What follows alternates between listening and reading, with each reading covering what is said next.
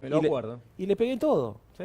O sea, le pegué todo. O sea, macrismo económico para principiantes. Lo llevó al programa del Gato Silvestre. Sí. ¿Y por qué? Porque estos tipos son de manual. O sea, obvio que si vos subís la tasa de interés, subís el tipo de cambio, bajás retenciones, ¿viste? Quitás aranceles, o sea, estas cosas te van a suceder. A eso le llamaban campaña del miedo. Ahora que tanto Pero como se- dijo de manual, pero con una ingeniería comunicacional Sí, que para obvio, semejantes blindaje. errores... Es que estos tipos no tienen plan económico, tienen política monetaria y política comunicacional.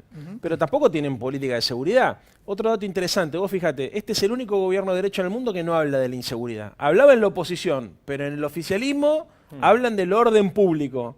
Porque entonces reemplazaron el objeto de la política, que era el criminal, por los piqueteros, la izquierda, los sindicatos, ¿no es cierto? Están preocupados de eso. ¿Por qué? Porque el orden público se garantiza con represión y la seguridad con políticas integrales, políticas sociales, crecimiento económico y también, obviamente, contención. Y Leandro, antes decías, en ese cuadro dijiste, anticipabas lo que iba a pasar y es lo que ocurrió. Ahora, de cara a las elecciones, ¿qué ves que puede llegar a pasar? Digamos, si el gobierno tiene un resultado acorde en las elecciones, ¿lo ves envalentonado? ¿Ves que van por una justa Yo más no fuerte? creo que el gobierno tenga perdidas las elecciones. Tampoco creo que las tenga ganadas porque la situación económica se deteriora muy velozmente y eso se siente en el bolsillo de la gente. Entonces es obvio que eso tiene un impacto electoral. Ahora, si llegara a darse el caso de que ganan las elecciones, el programa de ajuste que tienen en carpeta va a ser que lo que conocimos hasta ahora sea gradualismo socialdemócrata. ¿Cómo va a repetir el término que me gusta? Gradualismo socialdemócrata. Va a ser el programa que ellos tienen en carpeta. Además, este gobierno es muy raro porque te anuncia lo que va a hacer en la nación. Ya te dicen, bueno, ley de responsabilidad fiscal para el 2018. ¿Qué es eso? Congelar el gasto público como hicieron en Brasil. Después te dicen, vamos a hacer una reforma tributaria. ¿Qué es eso? Que las grandes empresas, las grandes corporaciones paguen menos impuestos y aumentan su competitividad. Después te dicen, vamos a hacer modificaciones en los convenios colectivos de trabajo y en el régimen laboral. ¿Qué es eso? Flexibilización laboral. Salarios Después, después te dicen, vamos a hacer una reforma del Estado. ¿Qué es eso? Vamos a echar 1,5 millones de empleados públicos. O sea, te están avisando que lo que viene va a ser una bomba neutrónica contra el consumo, contra el empleo, contra la producción, contra la recaudación. O sea, va a complicar muchísimo más la posibilidad de hacer política Vamos económica. con Gabriel. ¿Compartís esa visión de...? Sí, el gobierno tiene una línea. Por ejemplo, uno escuchaba al señor presidente, quiere bajar el costo laboral. Sí. Mientras suben todos los costos. Por ejemplo, sube el costo energético por el tarifazo. Sube el costo financiero. Pero con una tasa de interés que hoy volvió a subir, directamente el costo financiero de las empresas es gigantesco. Sí. Y solamente se pretende bajar el costo laboral a expensas de los trabajadores. No es solamente el problema de las paritarias a la baja, es también el convenio colectivo de trabajo, que es muy importante, porque el salario finalmente puede fluctuar año a año, pero el convenio colectivo tiene carácter de ley, y por lo menos ahí concentra los derechos laborales de los trabajadores. Ya vimos lo que pasó en Vaca Muerta. Ayer se firmó en Chubut otro convenio colectivo a la baja para los obreros petroleros en Chubut, con el acuerdo del gobernador Das Neves. Y por lo tanto, cada inversión que el gobierno dice que va a hacer, en realidad es un chantaje a los trabajadores. Porque le dice lo siguiente, si vos querés una inversión y no que haya despidos, tenés que renunciar. Lo que pasó en Gabriel, Sancor... dejando, Sí. para no mezclar temas, te agrego.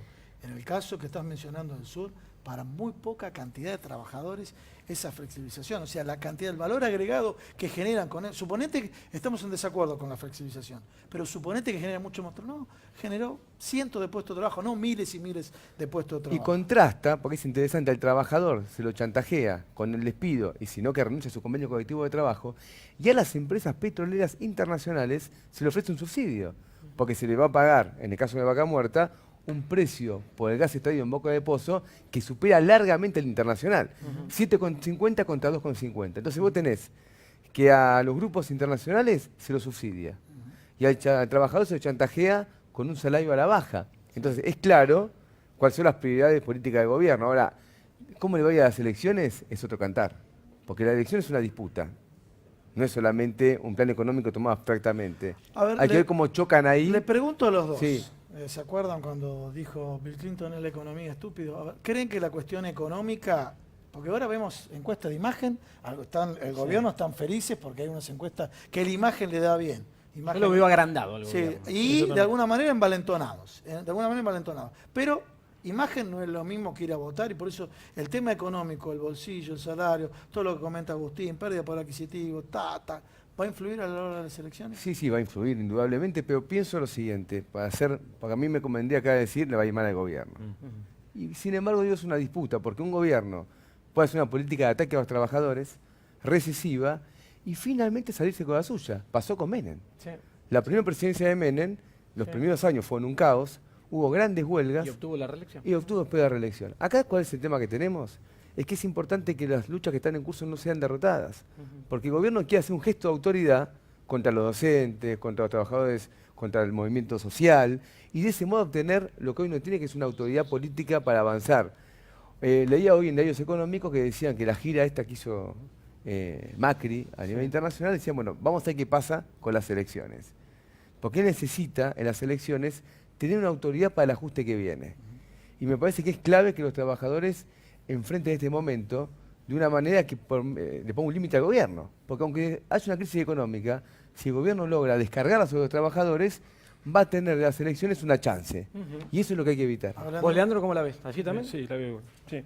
A ver, creo que ellos, para completar un poco lo que dice Gabriel, no estamos frente a un gobierno, estamos frente a un bloque de poder.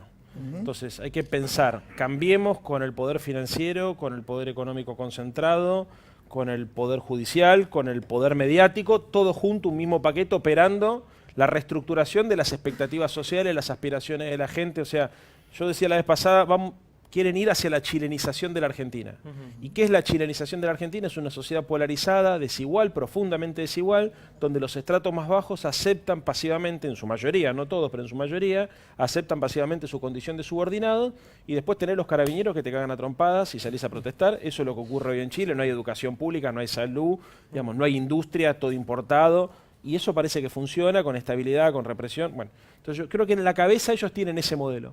Para eso tienen que llevar adelante un programa de transformación cultural. Hay que cambiar el sentido común, hay que cambiar la forma de ver la vida, hay que normalizar la economía, sincerar la economía, trabajar la ética de la meritocracia, ¿no es cierto? En definitiva, hacer que los valores del capitalismo sean absolutamente asumidos, mercantilizando las relaciones sociales y haciendo que la gente se banque todo. O sea, ¿viste? Vos subís el precio del agua porque es una mercancía más, ¿viste? Y en el mercado las cosas tienen un precio, entonces bancátela, loco, no rompa los huevos. El agua sube porque hay que pagarla. Y la gente dice, sí, me parece sensato. O, por ejemplo, si vos te endeudás, en cualquier país serio te dicen, che, ¿para qué te endeudas en 80.000 millones de dólares? Y acá te dicen, no, eso es un síntoma que hay confianza en el mundo. Sí. No, hermano, un síntoma es que la gente venga a hacer inversiones de riesgo, que traiga dólares, que invierta en fábrica, ¿no es cierto? Que eso produzca, no venir a jugar a la timba financiera.